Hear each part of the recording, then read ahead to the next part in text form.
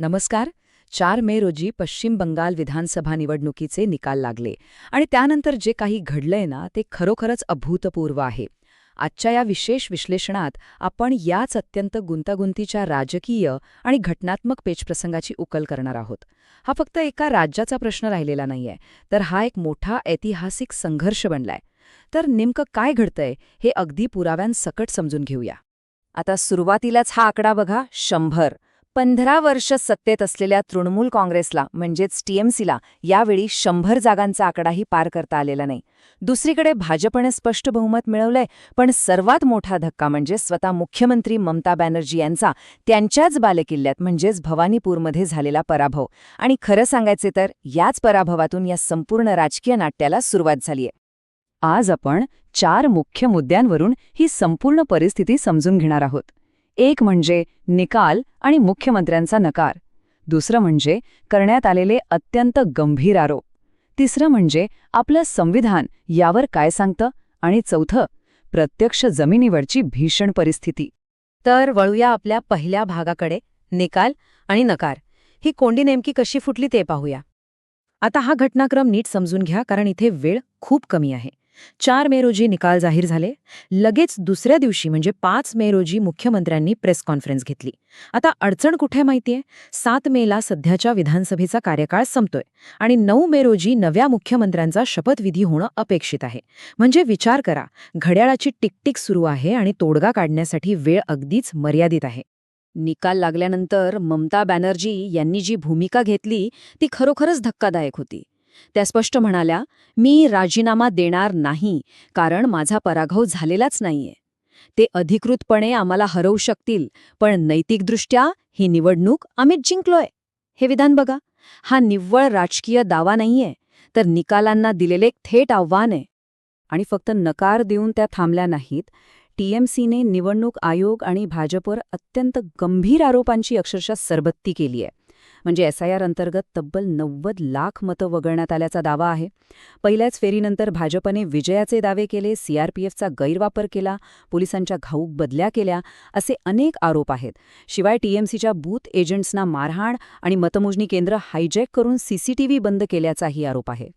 पण सर्वात खळबळजनक आरोप म्हणजे खुद्द मुख्यमंत्र्यांच्या पोटावर आणि पाठीवर मतमोजणी केंद्रात शारीरिक हल्ला झाल्याचा दावा करण्यात आलाय. हे आरोप खरोखरच अंगावर काटा आणणारे आहेत. चला, आता दुसऱ्या भागाकडे वळूया. राजकीय आरोप प्रत्यारोप तर सुरूच आहेत, पण जेव्हा एखादे मुख्यमंत्री खुर्ची सोडायलाच नकार देतात, तेव्हा संविधानाचा नियम काय सांगतो? बघा, अशा अभूतपूर्व परिस्थितीत राज्यपालांकडे विशेष अधिकार येतात. हे कसं काम करतं? तर अत्यंत सोपं आहे. सर्वात आधी राज्यपाल मुख्यमंत्र्यांकडे राजीनाम्याची अधिकृत मागणी करू शकतात. त्यांनी नाही ऐकलं तर राज्यपाल थेट मुख्यमंत्र्यांना बडतर्फ करू शकतात. त्यानंतर विधानसभा विसर्जित करण्याचाही अधिकार त्यांच्याकडे असतो. आणि शेवटी संविधानाच्या कलम 164 अंतर्गत राज्यपाल नवीन मुख्यमंत्र्यांची नियुक्ती करून सरकार स्थापनेचा मार्ग मोकळा करू शकतात. म्हणजे कायदा याबाबतीत अगदी स्पष्ट आहे. तुम्ही कलम 356 बद्दल ऐकलं असेल. हे कलम राज्यपालांना असा अधिकार देतं की जर राज्यातली घटनात्मक यंत्रणा कोलमडली असेल तर ते राष्ट्रपती राजवटीची शिफारस करू शकतात. पण एक गोष्ट इथे क्लिअर करूया. या प्रकरणात कलम 356 लागू होण्याची शक्यता तशी कमीच आहे. का? कारण निवडणुकीत एका पक्षाला अगदी स्पष्ट आणि निर्विवाद बहुमत मिळाले. म्हणजे सोप्या भाषेत सांगायचं तर जनमताचा कौल हा कोणत्याही राजकीय नकारापेक्षा नेहमीच मोठा असतो. कोणी राजीनामा देण्यास नकार दिला तरीही आपली घटनात्मक यंत्रणा इतकी भक्कम आहे की जनतेने दिलेला कौल अंमलात येतोच आणि नवीन सरकार स्थापन होतंच. आता तिसरा आणि सर्वात महत्त्वाचा भाग. कायदे आणि राजकारण एका बाजूला, पण निकालानंतर बंगालच्या रस्त्यांवर जे काही भयंकर वास्तव पाहायला मिळतंय त्याकडे आता आपण वळूया. 4 हा फक्त एक आकडा नाहीये.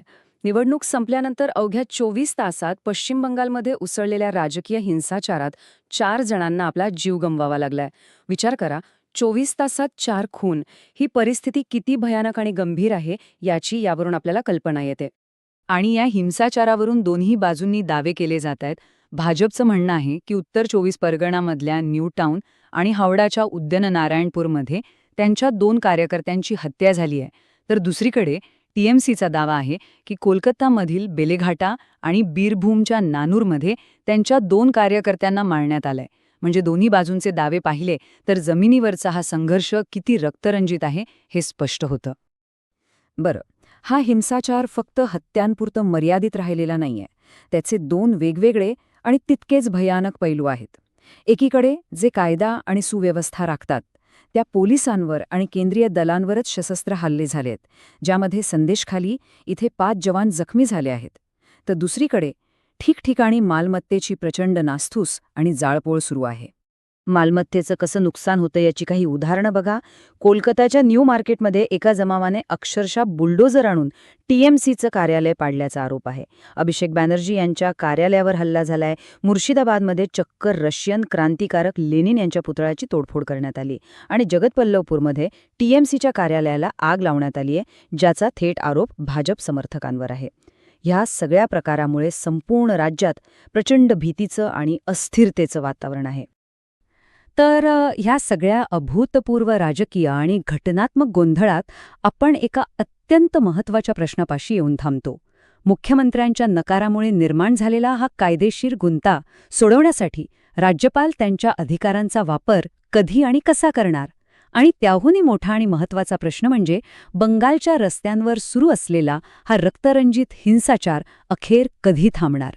या प्रश्नांच्या उत्तरांवरच बंगालचं पुढचं भविष्य अवलंबून आहे.